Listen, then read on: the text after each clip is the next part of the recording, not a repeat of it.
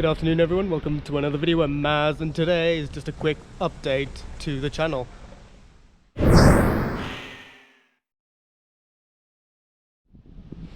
that BMW I had earlier on that previous video was obviously a courtesy car given by Enterprise and LV.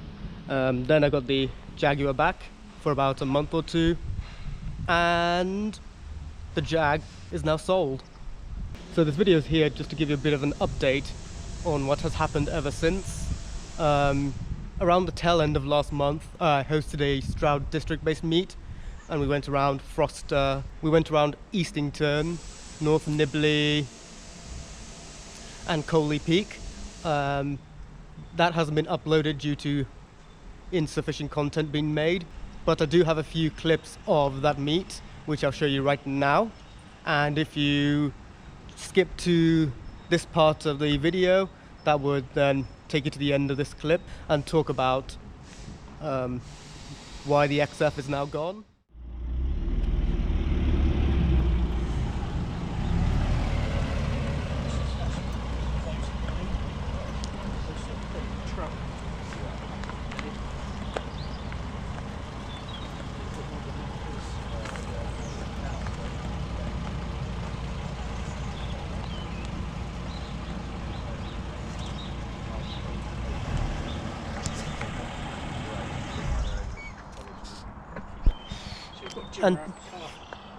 And today's meet, we got quite a different set of cars here, including an XJS, two XKs, someone walking out, a sport brake, and from Forge Action Day, the black XFR.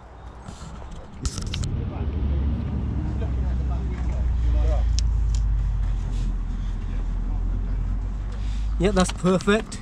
Oh, a bit of bubbling here. Don't worry, I'll silence this scene up so we don't have to worry about the chit chat. It's got loads of bubbles. Would you like one on the other side just to mirror it? Mirror it? Why not?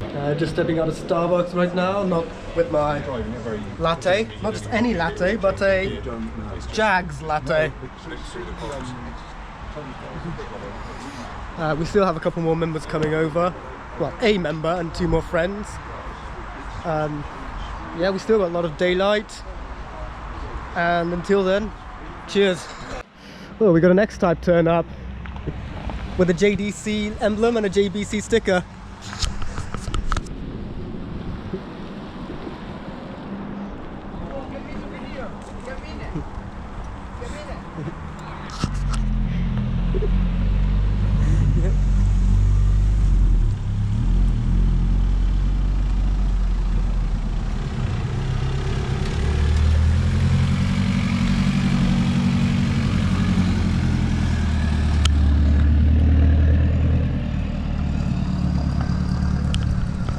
Okay, so that's location 1 done now. Starbucks and Subway are now closed, so we're making our way to location 2 in North Nibley. We'll catch you on the other side. And yes, that's what the BMW key looks like. So this was meant to be location 2, but the derelict garage over there is blocked off over there. That being said, we did manage to park up just fine nearby. So let's make a move on, catch you on the other side once again. Okay, Loco 3, Coley Peak viewpoint. I had to park quite a fair distance from everyone else due to insufficient space, but luckily everyone else has turned up pretty much. So there's a sport brake, there's the beige XF, there's the XFR, there's the X-Type, there's one of the XKs, there's the Lancer. The other XK's got a bit lost.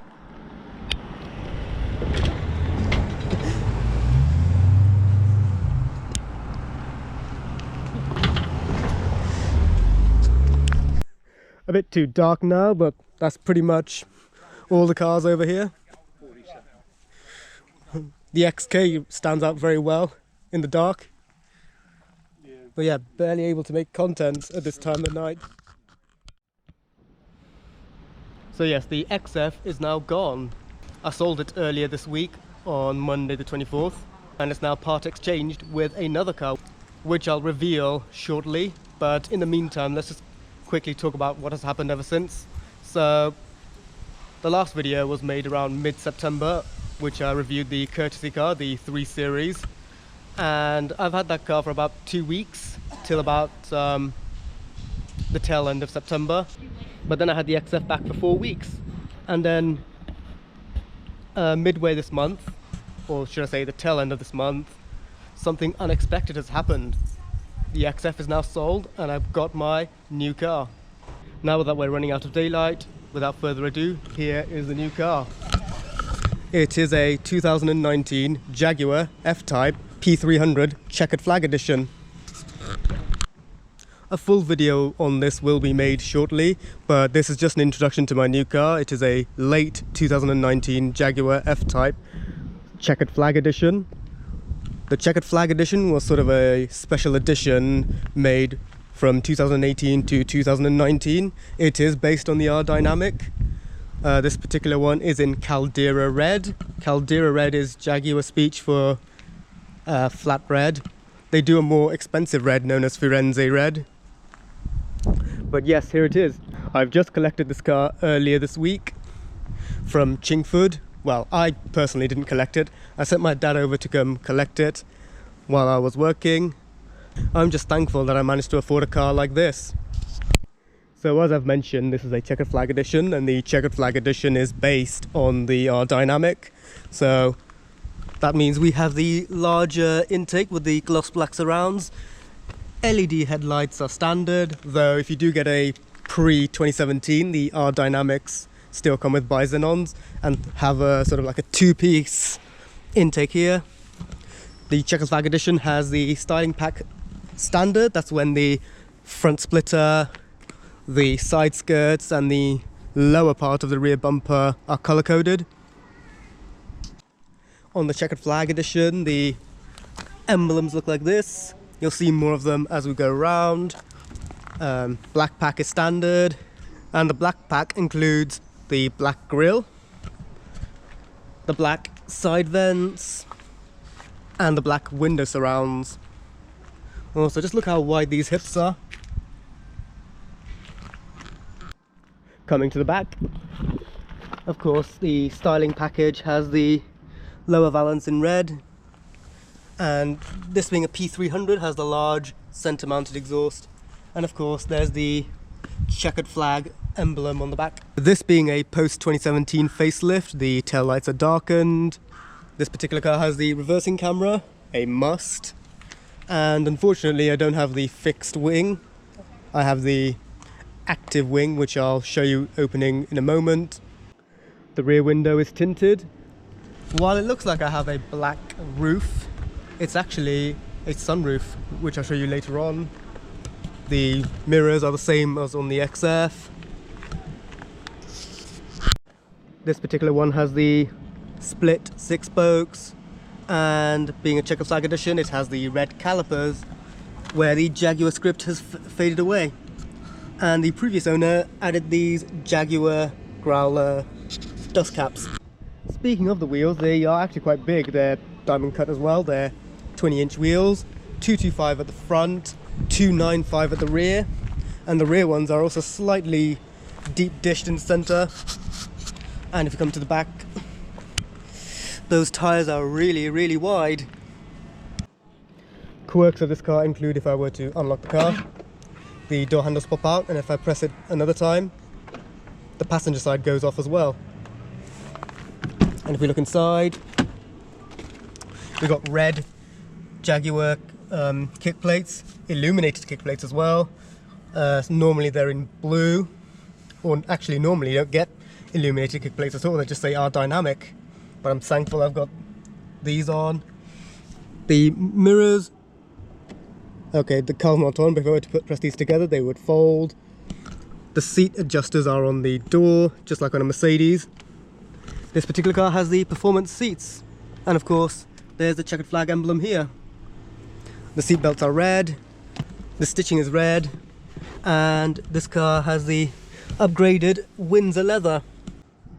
Other additions to this checkered flag edition include the checkered flag mats, checkered flag on the steering wheel, and a red 12 o'clock marker.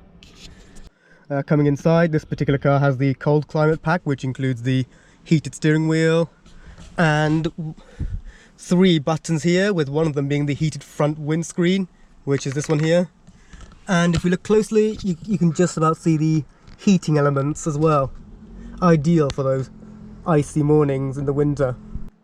Being a 2019 car, the screen is a lot bigger. On 2017, you'd get some shortcut buttons down here and the screen wouldn't sit as proud.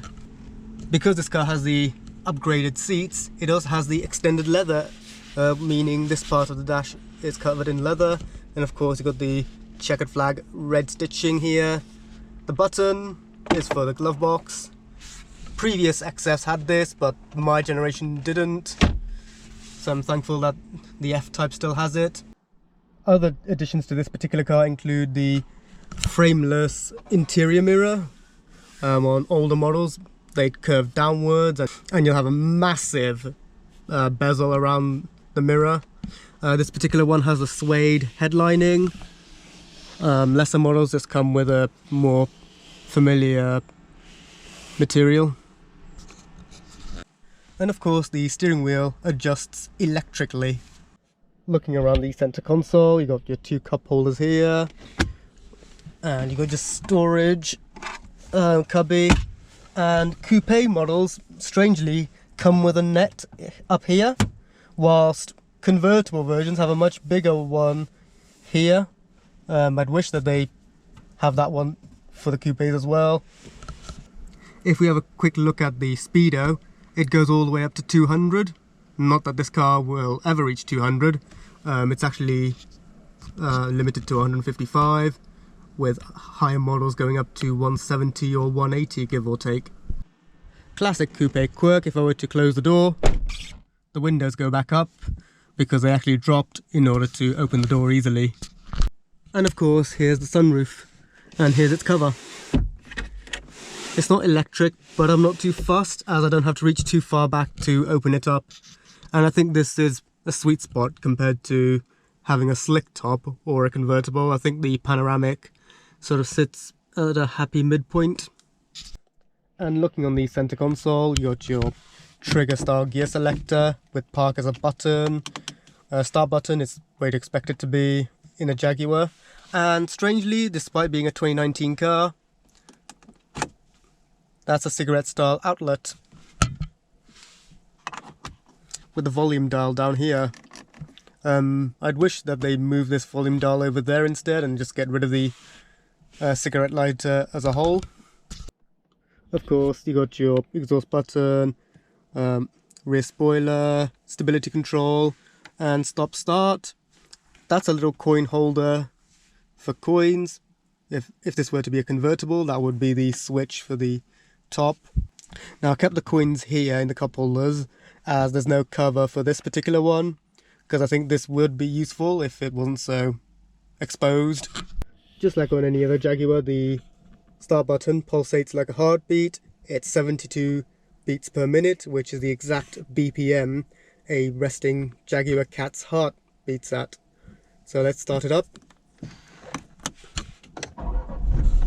Needle sweep, steering wheel drops, and here are the vents. Windows down. There goes the rear spoiler. You can just about see it in the rear view. I'll do a walk around shortly with the spoiler up. And of course, here's the exhaust button, which opens the valves up, and let's rev it.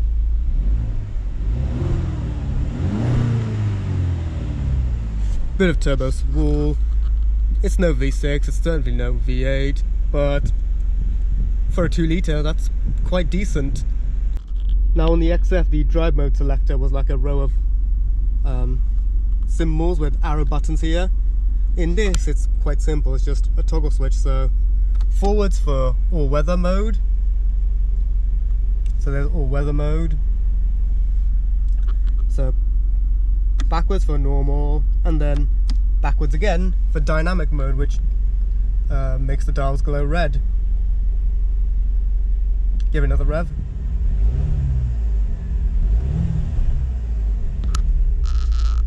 And here's what the rear looks like with the spoiler up. And there's the exhaust.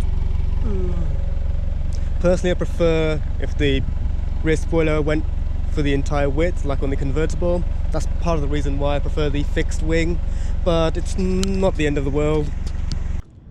So let's see the heart of the beast.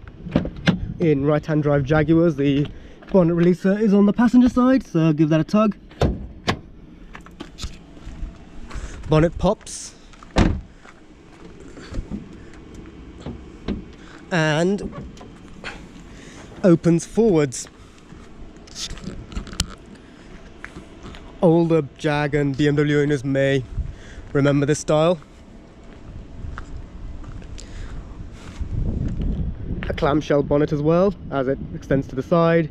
And there's the engine. This car is up to speed with all its safety, so airbags underneath the bonnet which pop up in an event of a collision if it hits a pedestrian. Those air vents look like they're very easy to remove. Jaguar Ingenium written in silver, as this is a petrol and not a diesel. And of course, it's the only engine in the F-Type lineup that's turbocharged, whereas the rest of the range, the V6 and the V8, are supercharged. So that was just a brief overview of my new car, as well as what's happened ever since the last video was made. A full video on this car will be made shortly, but this was just a quick summary. So that's it for today's video. I hope you enjoyed watching me talk about what has happened ever since, as well as an unveil to my new car. Like the video if you enjoyed it, subscribe if you are new, ring the bell to stay up to speed, and I'll see you guys next time. Cheers.